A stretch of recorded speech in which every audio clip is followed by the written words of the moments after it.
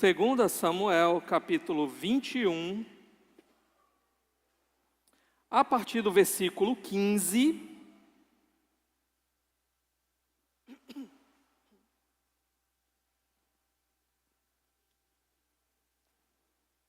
Hoje nós vamos ver do verso 15 até o final do capítulo 21 aqui, e depois nós vamos pular para o capítulo 23 e vamos ver do verso 8 até o final. Por que nós vamos fazer assim? Porque aqui é o final da carta, do livro, de 2 Samuel, e quando chega do capítulo 21 em diante, o autor ele organiza de uma maneira diferente. Então, ele organiza aqui, obrigado meu irmão, de modo a resumir pontos importantes do ministério de Davi, trazer uma resposta para alguns problemas que são levantados ao longo do livro, e ele faz como se fosse aqui um parêntese, onde ele vai falar sobre os valentes de Davi nesses 2 capítulos. E no meio, ele coloca o cântico de Davi. Então, nós vamos ver esses 2 lados aí, o capítulo 21 e o capítulo 23. E na próxima mensagem a gente vai para o capítulo 22, que é esse cântico de Davi, esse salmo de Davi, tá? Bom, nesse momento, nós vamos ler apenas o versículo 15 e deixa a sua Bíblia aberta, porque nós vamos ver o restante ao longo da exposição, tá? Todos encontraram? Digam amém. Amém. Diz assim a palavra do nosso Deus. Houve ainda outra batalha entre os filisteus e Israel. Davi e seus soldados foram lutar contra os filisteus. Davi se cansou muito. Até aqui, e vamos orar nesse momento. Ore comigo. Ó Deus, muito obrigado por termos a Tua santa palavra diante de nós. Ela é o alimento que a nossa alma precisa. E eu preciso muito que o Senhor, essa noite, por meio do poder do Teu Espírito, fale conosco aquilo que nós precisamos ouvir. Aquilo que nós precisamos ouvir para mudar, ó Deus, o nosso coração, para nos levar a termos comunhão contigo, para nos levar a estarmos num relacionamento real com o Senhor e vivermos vidas que agradem ao Senhor. Então fala conosco hoje, Senhor. Eu, de mim mesmo, sou incapaz de operar as transformações que eu mesmo preciso na minha vida e que os meus irmãos precisam. Mas o Senhor é o Todo-Poderoso. O Senhor tem prazer em operar essas coisas. Então venha, nos visita essa noite, por meio da Tua palavra. É o que eu te peço em nome de Jesus. Amém.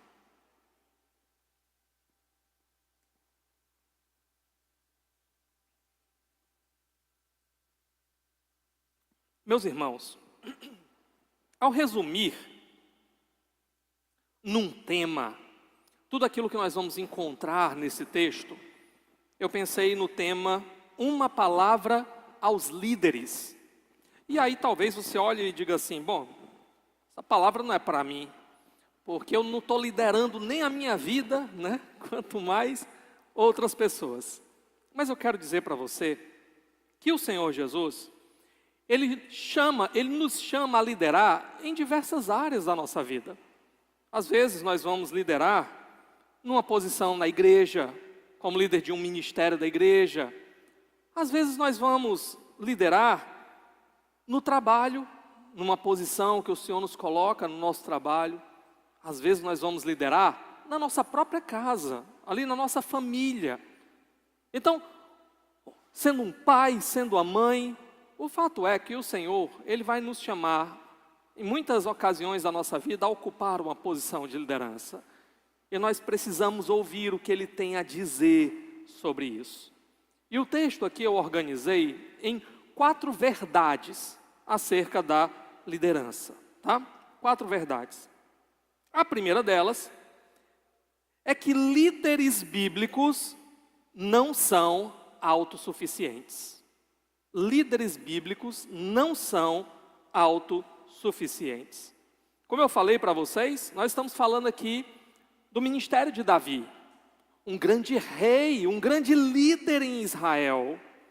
Nós vamos ver aqui Davi como esse rei guerreiro, Ele é muito conhecido por seus cânticos, mas ele é muito conhecido também pelas batalhas que ele travou e que ele venceu.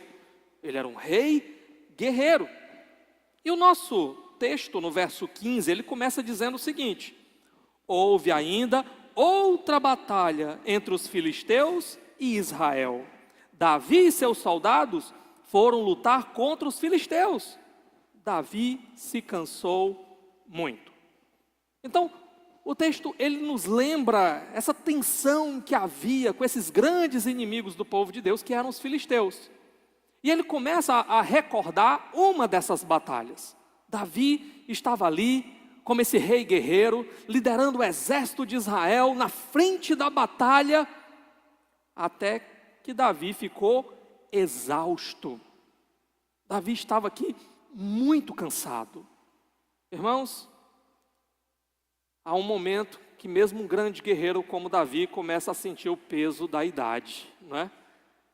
Davi aqui começa a mostrar que os anos estão chegando, que a fadiga está chegando, que ele já não é mais aquele jovem guerreiro que aguentava longas batalhas, ele está exausto nessa batalha. E por causa disso, ele se torna um alvo fácil. Esse é o problema.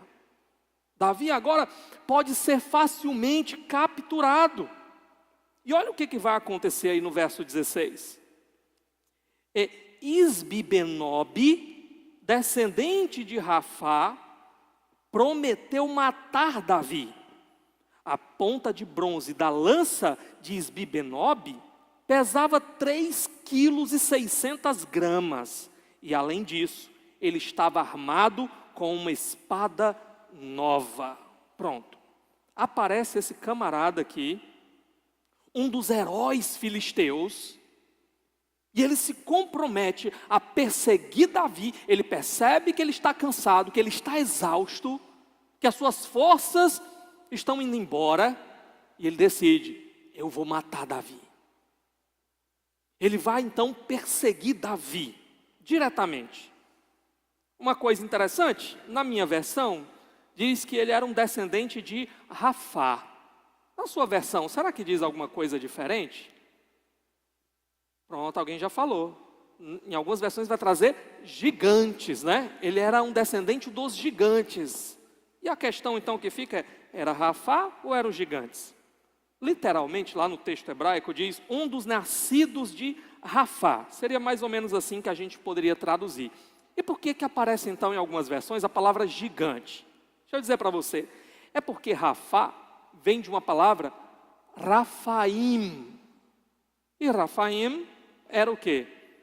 Uma raça, né? uma tribo, um povo conhecido exatamente por sua grande estatura e por sua força grandiosa. É por isso que muitas vezes a tradução já traz aí os descendentes dos gigantes, porque eles são dos Rafaíns, ok? Mais na frente, inclusive, vai aparecer Rafaim nesse texto aqui.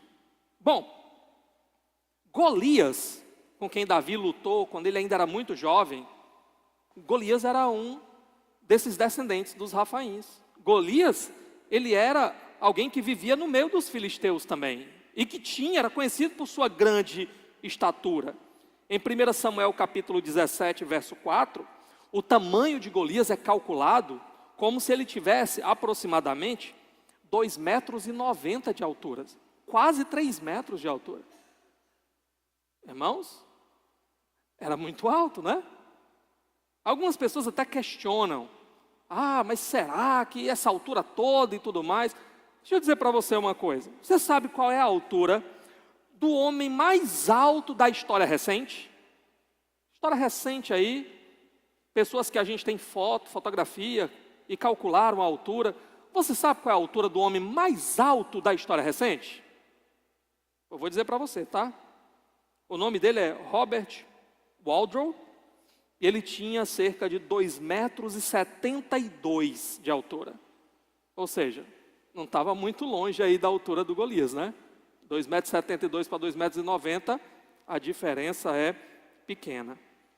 O Jonas ganhou um livro do Guinness Book de 2024. E eu fui conferir lá no Guinness Book, atualmente, quem é o homem mais alto, né? E eu encontrei lá que é um turco e ele tem 2,51 metros de altura. Nos nossos dias, tem lá um camarada com 2,51 metros de altura. Também alguém muito alto, tá? Bom, essa altura aí, 2,50 metros, deveria ser mais ou menos a média desses homens de Rafaim. Porque Golias, ele é descrito como o mais alto. Quando eles vão lutar ali na guerra, eles chamam quem? Golias para representar, porque ele é o gigante ali, é o grandioso guerreiro que vai lutar essa batalha. Agora uma pergunta para você. Você sabia qual era a média de altura dos israelitas nesse período? Quanto é mais ou menos que media um guerreiro israelita nesse tempo? Falando de média, é claro que às vezes ia ter gente alta lá. Saul era um homem muito alto, né? Mas qual era a média? Alguns estudiosos dizem que a média variava entre 1,60 m e 1,70 m. Olha aí. Tem chance para uns irmãos aí, que o povo diz que é baixinho, né? Ser grande guerreiro, né? Olha aí. Guerreiro israelita, 1,60 m, 1,70 m. Tá bom, né? Então imagina, meu irmão, olha essa cena. Esse camarada grandioso aqui, que tem a sua arma pesando 3,5 quilos. Interessante, isso é metade do peso da arma que o Golias carregava. Então nota, ele não era tão alto quanto Golias. Ele era alto, mas ele era um pouco mais baixo. Não chegava a ser tão grandioso quanto Golias, mas ainda era um cara muito forte, poderoso. O peso da sua arma, 3,5 quilos, fora essa espada nova que ele ainda carregava junto com ele. Então, isso tudo enfatiza a grande força que ele tinha. Irmãos, era como se fosse um dinossauro correndo atrás de Davi. Davi, aquele homem mais ou menos dessa altura aqui, né? Correndo, e um grandalhão, um dinossauro vindo atrás dele. Vocês imaginam essa cena? Pronto. E Davi exausto. Nem correr direito ele aguentava aqui. Bom, o texto continua. Olha o verso 17. Mas Abisai, filho de Zeruia, foi em socorro de Davi e matou o filisteu. Então os soldados de Davi lhe juraram, dizendo: nunca mais sairás conosco à guerra, para que não apagues a lâmpada de Israel. Pronto. Abisai, ele já apareceu muitas vezes, né, em 2 Samuel. Ele era sobrinho de Davi, ele era irmão de Joabe. Joabe acabou obscurecendo Abisai, né, se tornou mais conhecido, mais importante. Mas está aqui Abisai. Abisai é brabo, né? Ele vem aqui, quando ele vê Davi em perigo, em risco, ele vai para cima daquele gigante e ele mata o gigante. Homem brabo aqui, né? Mas isso nos mostra, irmãos, que líderes não são autossuficientes. Líderes não conseguem fazer tudo sozinhos. Mesmo o grande rei Davi, esse rei guerreiro aqui, ele não conseguia fazer tudo sozinho. Se ele tivesse sozinho nesse momento, ele tinha sido morto. Por melhores que sejam, líderes se desgastam, líderes não possuem todos os dons, não sabem fazer tudo. Líderes não são autossuficientes. Isso nos ensina várias lições, irmãos. Nos ensina que seja qual for a posição de liderança que a gente ocupar, nós temos que aprender a delegar funções. Observar quem tem dons para fazer determinadas coisas. Às vezes o líder, porque ele quer fazer as coisas todas muito bem feitas, então ele acaba se sobrecarregando, achando que é ele que tem que fazer tudo. E que talvez as pessoas até podem fazer, mas não vão fazer tão bem quanto eles. E com isso, no final das contas, o que ele está tentando fazer é prejudicado, porque ele não vai conseguir fazer tudo. Talvez, às vezes, uma pessoa, no começo, não vai fazer tão bem quanto ele. Mas a missão do líder é treinar pessoas, capacitar pessoas, observar os dons, os talentos das pessoas, e ir colocando essas pessoas, delegando para elas, colocando em posições, para que a obra seja feita com qualidade. porque sozinho ele não vai conseguir. Se eu, irmãos, fosse fazer a obra do Senhor sozinho aqui nessa igreja, certamente essa obra estava muito ruim, viu? Estava muito ruim, porque eu não seria capaz. Algumas coisas que os irmãos fazem aqui, eu não saberia fazer. Não faria tão bem feito quanto alguns irmãos fazem. Então nós precisamos delegar. Precisamos também valorizar aqueles que estão do nosso lado, que estão servindo junto com a gente, que estão ombro a ombro ali na missão.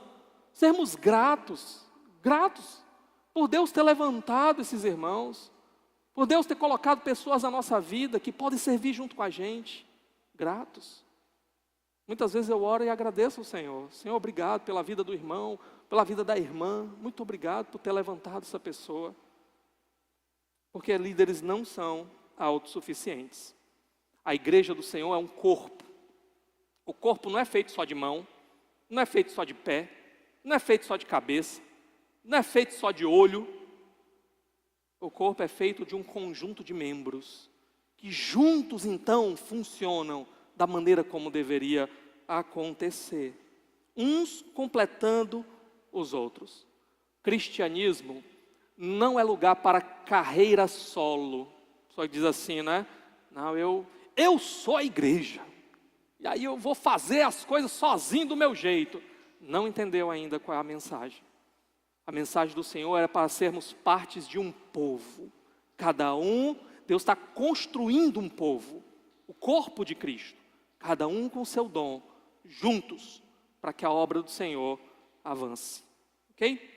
Bom, agora note também aqui o cuidado que o povo de Deus deve ter para com bons líderes. Davi era um bom líder.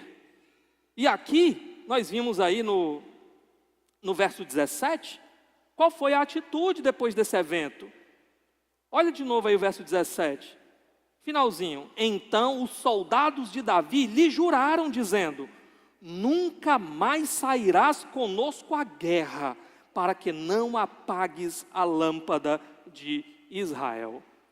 Eles perceberam, irmãos, que Davi já não era mais jovem como antes, já não tinha mais as forças de antes, e que era um grande risco Davi estar na frente das batalhas. Então, por amor a Davi, por cuidado com Davi, observando também as qualidades de Davi e a necessidade que eles tinham de Davi, eles decidem o quê? Preservar Davi. Davi, você serviu demais a gente nessa posição. Agora você não vai mais servir aí. Você vai servir em outra área, vai continuar servindo, mas não mais aí. A expressão aqui usada para Davi, né, como a lâmpada de Israel. Para que serve uma lâmpada? Você está andando num lugar escuro, então você tem uma lâmpada ali para iluminar o caminho. Eles reconheciam que Davi era como essa lâmpada de Israel, como aquele que Deus escolheu para liderar Israel. Davi ia mostrar o caminho certo, ia apontar o caminho certo. Mas se Davi morresse, eles ficariam o quê? No escuro. A lâmpada se apagaria e eles ficariam no escuro. Então eles reconhecem, Davi é um bom guia para nós, é um bom líder para nós, e ele vai continuar nessa posição. Mas nós não vamos mais arriscar apagar Davi, apagar a lâmpada de Israel. Então, aqui nós temos essa via de mão dupla. Por um lado, Davi, o líder, reconhecendo que sozinho ele não dá mais conta, ele precisa dos seus. E do outro lado, os soldados de Davi reconhecendo que eles precisam de Davi também. Que Davi é esse líder que o Senhor levantou. Na vida cristã e nas diversas outras áreas da nossa vida, é isso que o líder precisa perceber. Ele precisa perceber que ele precisa daqueles que estão com ele, para que juntos a gente possa fazer aquilo que a gente tem que fazer, que fomos chamados para fazer. E os líderes também, os liderados também, percebendo, diante de bons líderes, que eles precisam o quê? Cuidar desses bons líderes, para que eles continuem sendo bons líderes, úteis para a obra que o Senhor os chamou para fazer. É o que nos é dito, por exemplo, lá em Hebreus capítulo 13, verso 17, diz assim: obedeçam aos seus líderes e se submetam à autoridade deles.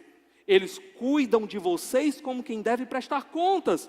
Obedeçam-lhes, para que o trabalho deles seja uma alegria, não um peso, pois isso não seria proveitoso para vocês. O líder prestando conta sobre aqueles irmãos, servindo aqueles irmãos para o próprio bem deles, e ao mesmo tempo os irmãos reconhecendo a liderança desse líder, se submetendo à autoridade deles, cuidando para que eles não façam a obra como se fosse um peso, né? Infelizmente, nem sempre tem sido assim, irmãos, mas esse é o padrão que o Senhor coloca para nós. E a gente chega então na segunda verdade acerca dos líderes. O Senhor vai dizer para nós que líderes bíblicos inspiram. Líderes bíblicos inspiram pessoas, ok? Vamos olhar aí os versos de 18 a 22. Olha o que o texto diz. Houve depois outra batalha contra os filisteus em Gobe. Naquela ocasião, Sibecai de Husate matou Saf, um dos descendentes de Rafá. Olha de novo aí o Rafá aparecendo. Noutra batalha contra os filisteus em Gobe, Elanã, filho de Jaaré Oreguim, de Belém, matou Golias de Gate, que possuía uma lança cuja haste parecia uma lançadeira de tecelão.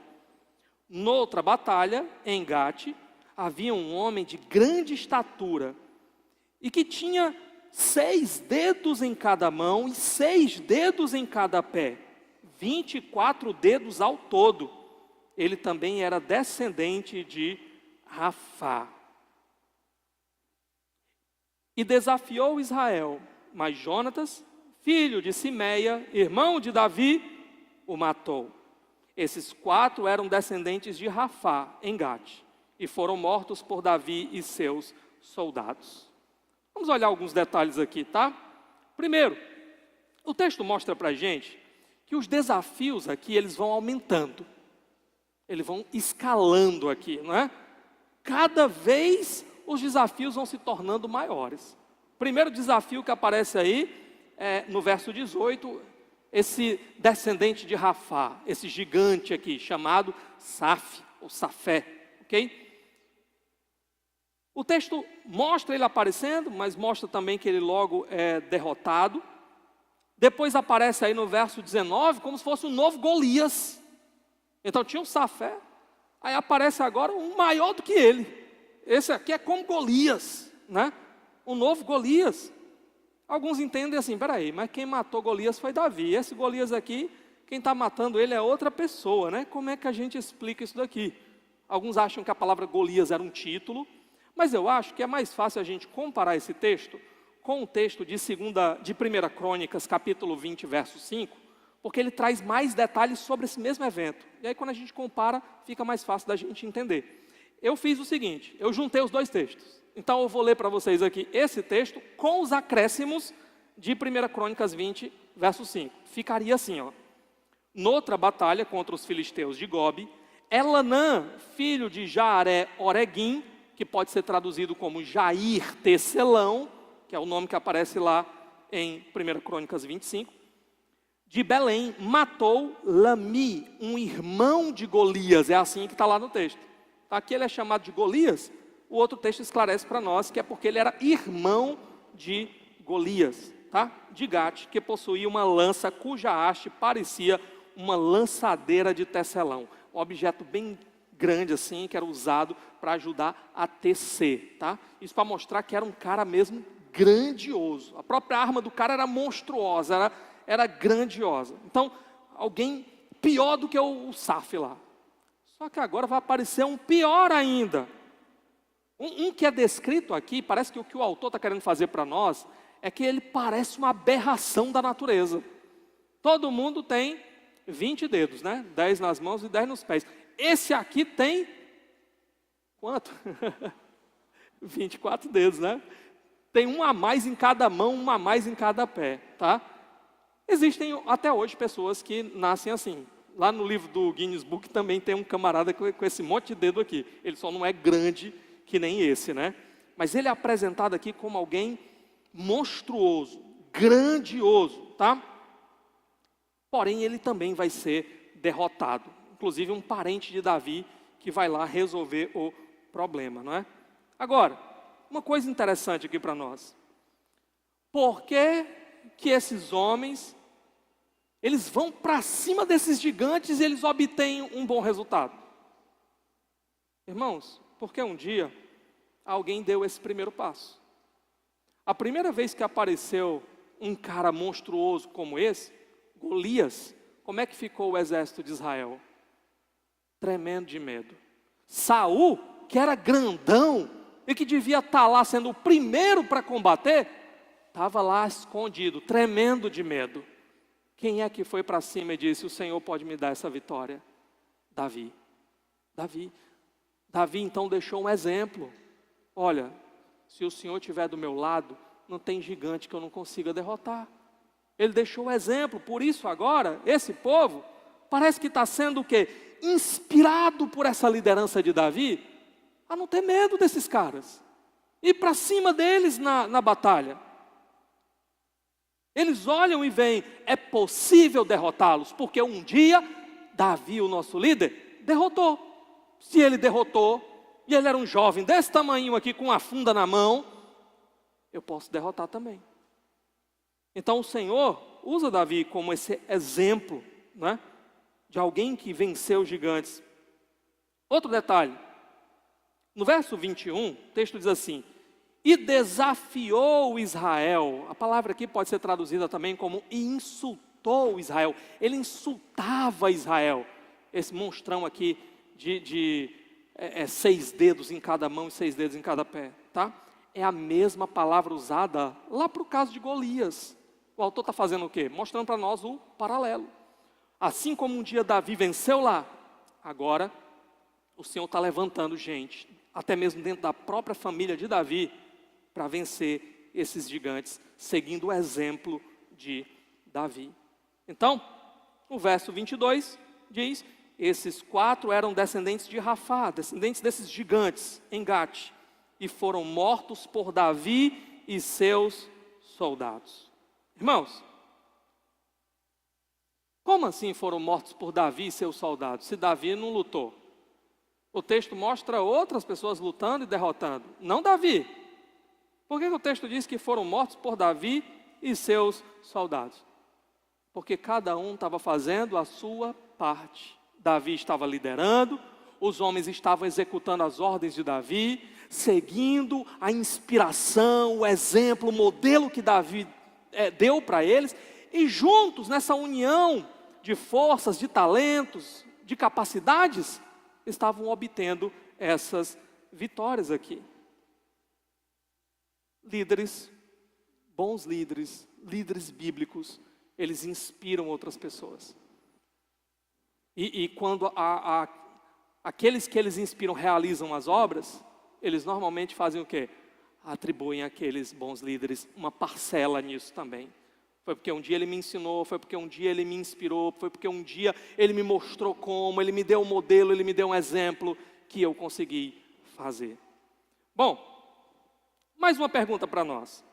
De onde é que vinham as vitórias de Davi e de seus homens? De onde vinham essas vitórias? E a gente chega na nossa terceira questão, tá? A nossa terceira verdade. Líderes bíblicos dependem de Deus. Esse é um ponto muito importante. A gente vai agora para o capítulo 23, tá? Davi, ele tinha alguns homens que se destacavam dentro do seu exército. Nós vamos ver alguns desses homens aqui. Ele tinha, primeiro, um grupo de 3 homens, que eram aqueles 3 assim que mais se destacavam.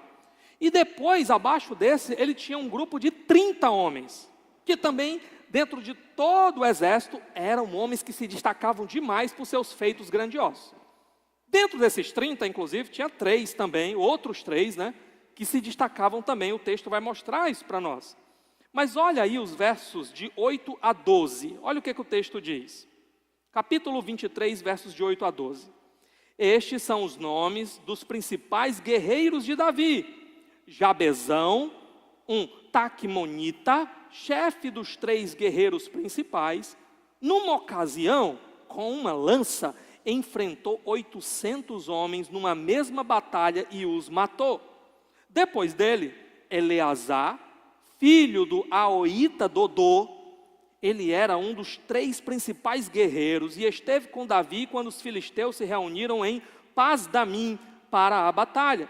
Os israelitas recuaram, mas ele manteve a sua posição e feriu os filisteus até a sua mão ficar dormente e grudar na espada. O Senhor concedeu uma grande vitória a Israel naquele dia, e o exército voltou para onde Eleazar estava, mas somente para saquear os mortos. Depois dele, Samá, filho de Agé, de Hará. Os filisteus reuniram-se em Leí, onde havia uma plantação de lentilha. O exército de Israel fugiu dos filisteus, mas Samá tomou posição no meio da plantação, defendeu-a e derrotou os filisteus. O Senhor concedeu-lhe uma grande vitória. Vamos olhar aqui alguns detalhes, tá? Na minha versão, no verso 8, primeiro aparece um homem chamado Jabezão. Na sua versão, talvez o nome apareça como Josebe-Basebete, né? Quem é esse camarada aqui? O texto diz que ele matou 800 homens numa única batalha. Entenda, muito provavelmente o que o texto está dizendo não era que era ele sozinho contra 800 e ele foi lá e sozinho matou os 800. Ou numa batalha, junto com um grupo que ele liderava, quando foi no final daquela batalha que foram contar quantos ele tinha derrotado, foi uma batalha tão intensa, longa, demorada, que ele chegou a derrotar 800 ele sozinho. Ou então, o grupo que ele liderava derrotou esses 800 em batalha, e isso é atribuído a ele também. Lembra que a gente viu aqui, que quando mataram os 4 gigantes, diz que foi Davi e os seus homens, mas eu disse para você que Davi não tinha lutado? Pronto, nesse caso aqui, pode ser isso também. Eles atribuíram essa grande vitória, uma vitória muito importante, onde esses 800 homens foram mortos, a um pequeno exército liderado por esse cara, chamado Josebe-Basebete, tá? Então, uma dessas duas opções aí é o que aconteceu. Outra coisa, outro que aparece aí é o Eleazar, está no verso 9. Numa batalha aqui, o exército de Israel fugiu, só que esse cara ficou lá. Ficou ele e um pequeno grupo liderado por ele. Irmãos, a batalha foi tão intensa, não dava para parar para descansar não. Não dava para parar para beber água não. Esse cara, ele lutou tanto, segurando a espada, que chegou uma hora que deu uma espécie de cãibra na mão dele, que não abria mais. Por isso que ele diz aqui, que é como se a espada tivesse ficado grudada na mão dele. De tanto que ele lutou. Vocês imaginam a exaustão desse cara. Mas era ou vida ou morte, né? Era ou vida ou morte. Outra coisa aqui, quando o exército de Israel voltou para aquela região, eles tinham fugido, ficou só ele e o grupo dele, conseguiram derrotar. Quando o exército voltou, já não precisava mais lutar. Eles chegaram lá só para pegar, saquear, né? Pegar os bens que os filisteus deixaram, ok? E também aparece ainda no verso 11, esse camarada chamado de Sama ou Samar. O que ele fez? Ele defendeu uma plantação. Isso, meus irmãos, naqueles dias era algo muito importante. Provavelmente era um período de escassez, então aquela plantação ela faria muita diferença para a alimentação do povo. E quando os filisteus atacaram, o exército de Israel fugiu, esse cara ficou. Ficou ele também, um pequeno grupo, mas ele com esse pequeno grupo conseguiu derrotar esse exército. E a pergunta é, qual era o segredo desses homens? Desses homens, às vezes, com poucos recursos, com pouca gente, com pouca capacidade, conseguirem vitórias tão grandiosas. Qual era o segredo? Ora, é porque esses homens eram brabos demais. A gente olha o cara que luta até a espada ficar grudada na mão, né? Era gente valente demais, era gente aqui com sangue no olho, com disposição. É claro que esse era o segredo. E a resposta é claro que não. O segredo não eram esses homens. Tanto no verso 10, quanto no verso 12, nós lemos uma palavra que faz toda a diferença. O Senhor efetuou. O Senhor deu essa vitória. O Senhor operou. O Senhor. Eis o segredo, meus irmãos. O Senhor. O Senhor. É por isso que eu disse para vocês que líderes bíblicos dependem de Deus, dependem do Senhor. Eu vou dizer para você, Não interessa se você é o mais talentoso na sua área, não interessa. Não interessa como você é capaz de fazer isso ou fazer aquilo. Se o Senhor não operar, se o Senhor não estiver do seu lado, se o Senhor não estiver com você, meu irmão, não vai dar em nada. Você pode até obter um sucesso aqui, uma conquista ali, mas não vai acontecer nada que realmente importe para a eternidade, porque o Senhor não está com você. Então, aquilo que um líder mais precisa é do Senhor ao seu lado, é da bênção do Senhor com ele, da aprovação do Senhor naquilo que ele está fazendo. É isso que a gente mais precisa, mais precisa. Quem não se lembra de Salomão? Salomão, um rei poderoso, é descrito como o homem mais sábio que já existiu. E Salomão estava dando tudo certo, enquanto ele estava caminhando com o Senhor. Mas na hora que Salomão começa a desobedecer ao Senhor, a sabedoria dele já não servia mais para nada. Como é que ele termina a vida dele? Dentro de um templo pagão. Meus irmãos, que coisa terrível. Que coisa terrível. Vermos pessoas que às vezes até começam bem, mas terminam longe do Senhor. Segredo para um líder bíblico, e um segredo para qualquer crente, é ter o Senhor operando ao nosso lado, é ter a bênção do Senhor como um selo sobre a nossa vida e sobre aquilo que a gente faz. É por isso que a oração é tão importante, porque na oração nós estamos dizendo o que para Deus? Senhor, se depender de mim, não vai dar certo. Se depender de mim, Senhor, nada vai dar certo. Eu posso ter várias capacidades, mas se o Senhor não estiver agindo comigo, eu estou perdido. A oração é um ato de dependência, onde nós estamos dizendo para o Senhor: Senhor, eu preciso de Ti, ou não farei nada que realmente importe. E por fim, meus irmãos, nós chegamos na quarta verdade. Líderes bíblicos não sacrificam os seus. Escute isso. Líderes bíblicos não sacrificam os seus. Líderes bíblicos não agem com relação àqueles que eles lideram como se fossem meras peças que eles podem usar, podem sacrificar, podem descartar quando nos seus planos não se encaixam mais, não servem mais. Líderes bíblicos não sacrificam os seus. Olha o verso 13, o texto diz assim: durante a colheita, 3 chefes do batalhão, dos 30, foram encontrar Davi na caverna de Adulão, enquanto um grupo de filisteus acampava no vale de Refaim. Pronto, agora já tinha falado dos 3, ele agora começa a falar do grupo dos 30. E desse grupo dos 30, ele fala que tem mais 3 que se destacam.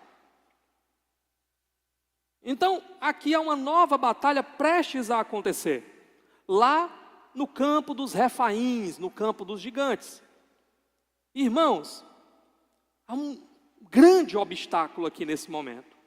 Esse texto aqui, ele fala daquele tempo em que Davi, ele estava no deserto, fugindo de Saul, onde o centro do seu ministério era na caverna de Adulão.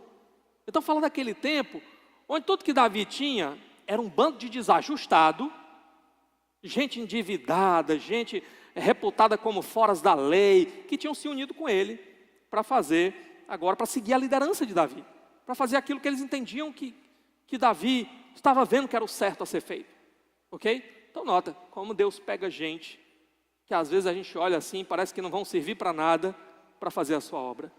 E do meio desse grupo aí de desajustados, tem aqui 30 homens que se destacam, ok? O que vai acontecer aqui? Olha os versos de 14 a 15. Diz assim: estando Davi nessa fortaleza, e o destacamento filisteu em Belém, Davi expressou este forte desejo: quem me dera me trouxessem água da cisterna da porta de Belém. Olha aí, Davi então estava lá, nessa caverna, nessa fortaleza. Ele está reunido com esses homens, provavelmente dando algumas instruções. E no meio da conversa, ele solta essa palavra aqui de saudade, né? Ah, quem me dera que trouxessem água da cisterna da porta de Belém para eu beber. Por que Davi fala isso daqui, tá? Irmãos, Belém, cidade de Davi. Só quem é que estava lá em Belém agora? Os filisteus. E Davi, refugiado, ali nessa caverna no deserto. O suspiro de Davi aqui é o quê? Quem me dera se as coisas voltassem ao normal. Que eu pudesse estar lá na minha terra. Pudesse ir lá e beber da água da cisterna de Belém. Ah, quem me dera voltar àquele tempo. É um suspiro aqui que ansiava por normalidade, por paz. Só que os homens de Davi, escuta essa palavra, e eles interpretam literalmente, né? Tem os três que se destacam aqui, se juntam e dizem assim: rapaz, bora dar um jeito de conseguir essa água para o rei? Bora. Rapaz, mas tem uns filisteus lá, vamos passar por eles, vamos dar um jeito, mas vamos trazer essa água para o rei Davi beber, ok? Olha aí os versos de 16 a 17. Então, aqueles três atravessaram o campo, o acampamento filisteu, tiraram água da cisterna e a trouxeram a Davi. Mas ele se recusou a beber. Em vez disso, derramou-a como uma oferta ao Senhor e disse: o Senhor me livre de beber desta água. Seria como beber o sangue dos que arriscaram a vida para trazê-la. E Davi não bebeu daquela água. Foram esses os feitos dos três principais guerreiros. Então, o que Davi está ensinando para a gente aqui? Ele está dizendo que ele não arriscaria a vida dos homens que ele liderava para atender a meros caprichos pessoais. É isso que ele está dizendo para nós aqui, irmãos. Ele não ia usar esses homens.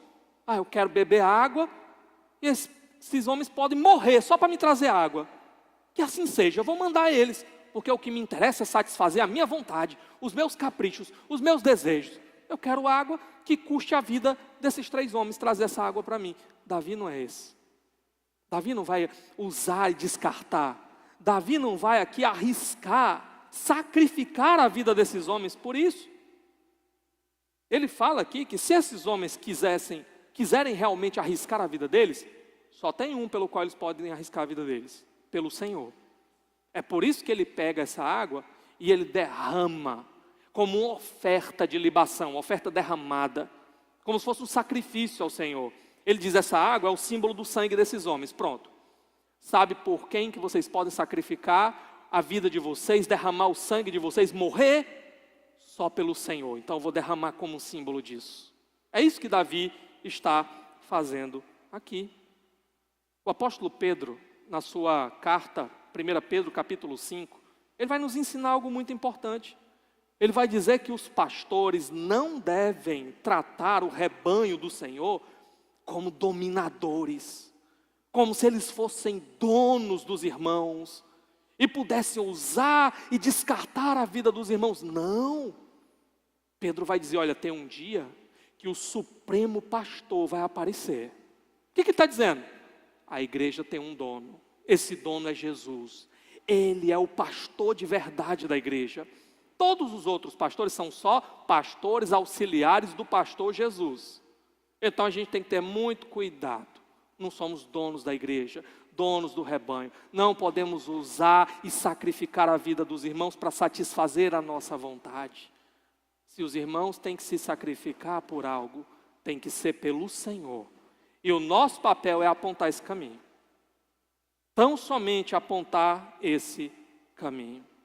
Bom, a gente chega nos versos de 18 a 22, e aqui nós vamos ver mais algumas proezas dos 30. Olha comigo aí. Diz assim: Abisai, irmão de Joabe e filho de Zeruia, era o chefe do batalhão dos 30. Certa ocasião, com sua lança, matou 300 homens, tornando-se tão famoso quanto os 3. Foi mais honrado que o batalhão dos 30 e tornou-se o chefe deles, mas nunca igualou-se aos 3 principais guerreiros. Benaia, filho de Joiada, era um corajoso soldado de Cabzeel, que realizou grandes feitos, matou 2 dos melhores guerreiros de Moabe e num dia de neve desceu num buraco e matou um leão. Também matou um egípcio de grande estatura. O egípcio tinha na mão uma lança e Benaia o enfrentou com um cajado. Arrancou a lança da mão do egípcio e com ela o matou. Esses foram os grandes feitos de Benaia, filho de Joiada, que também teve fama como os 3 principais guerreiros de Davi. Até aqui por enquanto, tá? Então, há um destaque aqui, tanto para Abisai, irmão de Joabe, coisa interessante. Em nenhum momento do texto Joabe vai aparecer, nenhum feito dele vai ser descrito aqui. Por que será, não é? Mas aqui aparece Abisai e Benaia. No final, Benaia até se torna líder da guarda pessoal de Davi, dos guarda-costas do rei, ok? E eles são descritos como homens muito corajosos, né? As proezas aqui, o cara enfrentou até um leão, lutou contra um egípcio gigantesco, estava só com um cajado na hora, o cara com a lança, ele tomou a lança, enfim, homens descritos aqui como homens corajosos, homens muito corajosos. Irmãos, hoje o Senhor não nos está chamando para pegar em armas, para mostrar coragem em batalhas, mas ainda é preciso coragem no reino de Deus. O Senhor ainda chama o seu povo para ser um povo corajoso, porque há muitas batalhas para serem enfrentadas. Nós temos a batalha contra o pecado, que vai exigir de nós coragem. Muitas vezes nós vamos ser rejeitados por outros, porque não estamos querendo seguir o mesmo caminho. Porque antes nós nos divertíamos com eles, nós chafurdávamos juntos na lama do pecado junto com eles. Mas agora a gente já não quer mais, o Senhor nos limpou, nos arrancou daí. E por causa disso alguns vão ficar chateados conosco, vão nos rejeitar. Agora porque nós proclamamos a nossa fé, nós vamos ser alvos de zombaria, vamos ser diminuídos. Agora é crente, né? Vamos ser diminuídos. É preciso coragem para lutar contra as tentações, quando aparecem aquelas oportunidades que parecem ser tão boas, que parecem trazer tantas vantagens, mas que a gente sabe o quê? Deus não se agrada disso. Deus rejeita isso. Se Deus diz não, eu tenho que ter coragem de dizer não. Na vida cristã, irmãos, nós vamos precisar ter coragem para abrir mão de muita coisa. E às vezes esse abrir mão vai trazer prejuízo para a gente. Diversos tipos de prejuízo. Prejuízo material, prejuízo financeiro, prejuízo social, prejuízo relacional. E às vezes nos falta coragem. Ah, mas se eu fizer isso, eu vou perder aquilo, eu vou perder aquilo outro, aquela pessoa vai ficar chateada, aquela outra. Coragem. Coragem, o Senhor nos chama a ter coragem para perder, para fazer sacrifícios pessoais. Nós vivemos numa era que todo mundo só fala em ganhar, em tirar vantagem, em ter vitória, e isso entrou dentro da igreja. Infelizmente nós vivemos numa era que até nos púlpitos estão dizendo que a sua vida aqui nesse mundo é só para você ganhar, ganhar, ganhar, ganhar, ganhar. E o que foi que aconteceu com todas aquelas passagens em que Jesus nos ensinou que por causa dele a gente às vezes vai perder? Nós vamos ser rejeitados, perseguidos. O que a gente faz com aquelas passagens em que o apóstolo Paulo nos ensinou que aquele que deseja viver piedosamente sofrerá perseguição? O que a gente faz com isso? Meus irmãos, o Senhor está nos chamando a termos coragem de perder algumas coisas por causa dele. E eu quero dizer para você, tá? Vale a pena. Vale a pena. Porque no final das contas nós não estamos perdendo nada. Ele entregou aquilo que de mais valioso poderia ser entregue, a vida dele. Jesus foi para uma cruz, no meu lugar, para derramar sangue precioso, para pagar o preço do meu pecado. Ele deu tudo. Ele é a pérola de grande valor, Ele é o tesouro escondido. Por Ele, vale a pena perder tudo, porque no final, é só para ganhar aquilo que eu jamais mereceria. É por isso que Ele conta a parábola do homem que encontra um campo que tem um tesouro escondido lá. O que Ele faz? Ele vende tudo que ele tem para comprar o campo, porque o campo com aquele tesouro vale muito mais do que tudo que aquele homem possuía. Esse homem deixou tudo para trás, mas ele perdeu alguma coisa? Ele ganhou muito mais. Ele ganhou o campo com o tesouro. O que Jesus está dizendo para nós?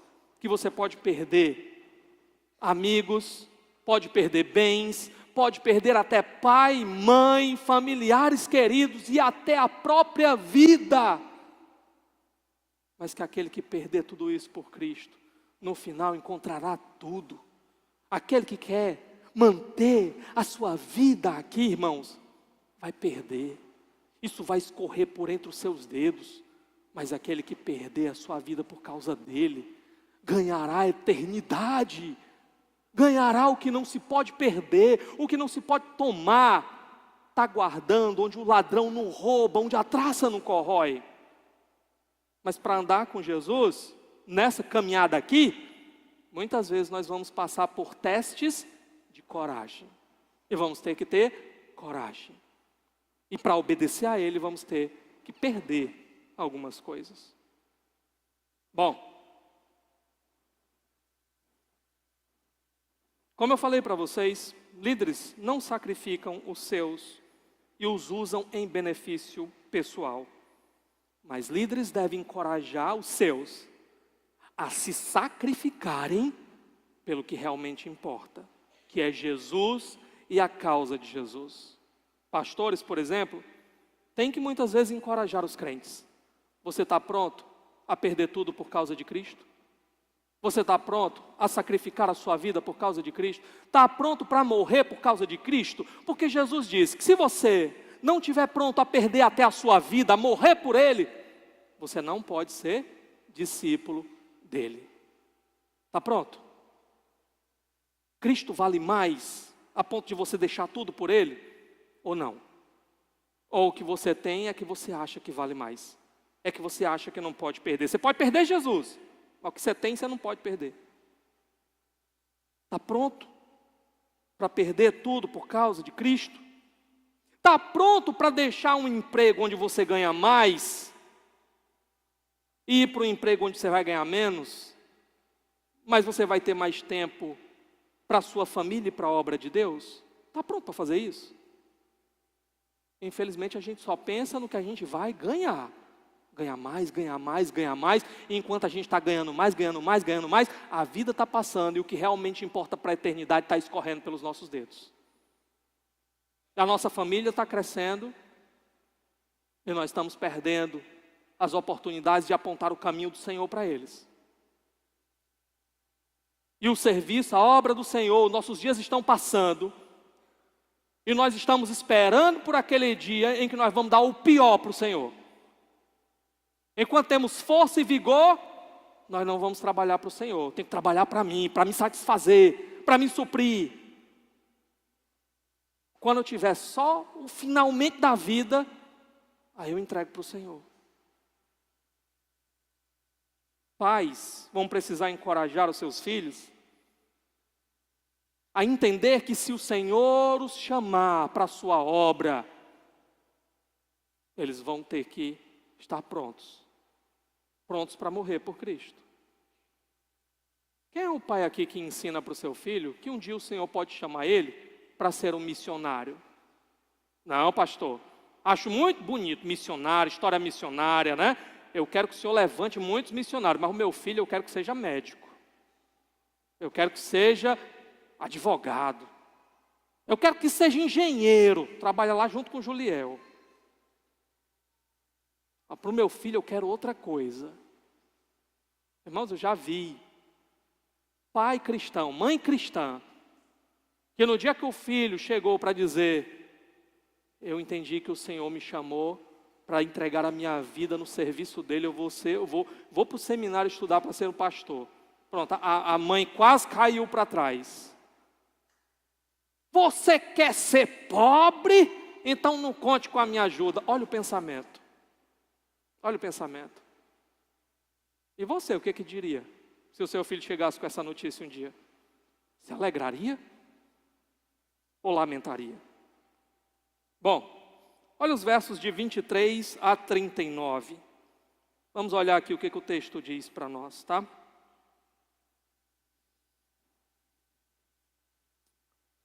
Foi mais honrado do que qualquer dos 30, mas nunca igualou-se aos 3. A gente já tinha visto até aqui. E Davi lhe deu o comando da sua guarda pessoal. Já tinha falado sobre isso, do 24 em diante. Entre os 30 estavam, aí ele vai dizer vários nomes: Azael, irmão de Joabe, Elanã, filho de Dodô, de Belém. Eu não vou ler todos esses nomes, irmãos. Se bem que não é tão grande assim não. Então deixa eu ler aqui, né? Para dizer pelo menos que a gente leu todo o texto, né? Samá e Elicã, de Arode, Elez de Pelete, Ira, filho de Iques, de Tecoa, Abiezé, de Anatote, Mebunai, de Uzate, Zalmon, de Aui, Marai, de Netofate, Eled, filho de Baná, de Netofate, né? Itai, filho de Ribai, de Gebeá, de Benjamim, Benaia, de Piratom, Idai, dos riachos de Gaás, Abialbon, de Arbate, Asmavete, de Beurim, Eliabá, de Saalbon, os filhos de Jazem, Jonatas, filho de Samar, de Ará, Aião, filho de Sará, de Ará, Elifelete, filho de Aasbai, de Maaca, Eliã, filho de Aitofel, de Gió. Interessante o Aitofel aparecendo aqui, né? Ezrai, de Carmelo, Parai, de Arabe, Igal, filho de Natã, de Zobar, o filho de Hagri, Zeleque, de Amon, Naarai, de Beerote, escudeiro de Joabe, filho de Zeruia, Ira e Garebe, de Jati, e o hitita Urias. Foram ao todo 37. Então, aqui é a lista dos demais valentes de Davi, ok? Desses guerreiros.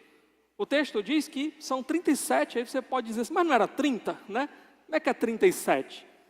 Há muitas possibilidades aqui, irmãos. Uma delas é que essa lista começou com 30, depois ela foi expandida ao longo do ministério de Davi. Outra é que alguns desses homens não serviram juntos, alguns morreram, outros vieram e substituíram, de modo que a lista foi ficando sempre 30, mas ao todo contava com todos esses homens, ok? Então, há várias possibilidades aqui. Mas o que eu queria destacar como algo interessante é que essa lista, ela é colocada aqui no final do livro, depois de todos os acontecimentos que a gente lê na história de Davi, e tem um nome que termina a lista. Esse nome podia ter sido colocado em qualquer lugar da lista, mas o autor quis botar ele no final. Qual é o último nome que a gente lê dessa lista? E o hitita Urias. Meus irmãos, por que tem que terminar logo com Urias? O que a gente aprende aqui? Irmãos, Davi foi um grande líder, mas todas as vitórias de Davi podem ser resumidas como uma coisa: um ato da graça de Deus. Um ato da graça de Deus somente. É favor imerecido para Davi terminar a sua vida com o Senhor e com essas vitórias. Não é por causa de Davi, é por causa da graça de Deus na vida de Davi. Davi foi um homem como nós, um homem que prejudicou terrivelmente Urias, que era um dos seus valentes, um dos seus homens leais. E a gente sabe toda a história do que Davi fez com Urias, com a mulher de Urias, como ele conspirou para tirar a vida de Urias. A gente tem que olhar para isso daqui, irmãos, todas as glórias de Davi, olhar para a nossa própria vida e falar como o apóstolo Paulo. Paulo disse assim: olha, eu trabalhei mais do que todos os apóstolos, mas não eu, a graça de Deus comigo. Sabe o que ele está ensinando para a gente? É você olhar para a sua vida e entender o seguinte: o que quer que eu tenha feito pelo Senhor, pela obra do Senhor, eu não posso bater no peito e me gloriar, e achar que eu mereço alguma coisa, e achar que qualquer bem que venha do Senhor na minha vida, é porque eu fiz por onde, é porque eu valho a pena.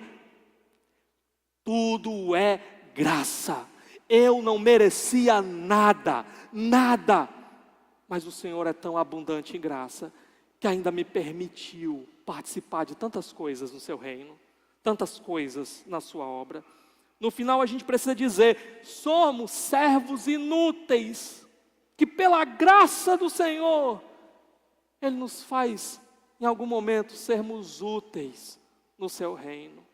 Meus irmãos, toda a glória precisa ser dada ao Senhor, toda ela, nenhuma para nós, toda ela ao Senhor. Meus irmãos, nós lutamos fazendo o melhor, temos que buscar fazer o melhor para o Senhor, mas naquele dia, quando nós estivermos diante dos portões da eternidade, ninguém vai poder chegar lá, bater no portão e dizer: abra, deixa eu passar, porque eu mereço, porque eu fiz por onde. Naquele dia, tudo que nós vamos poder fazer diante dos portões da eternidade é dizer: o sangue de Jesus me lavou, o sangue de Jesus me comprou.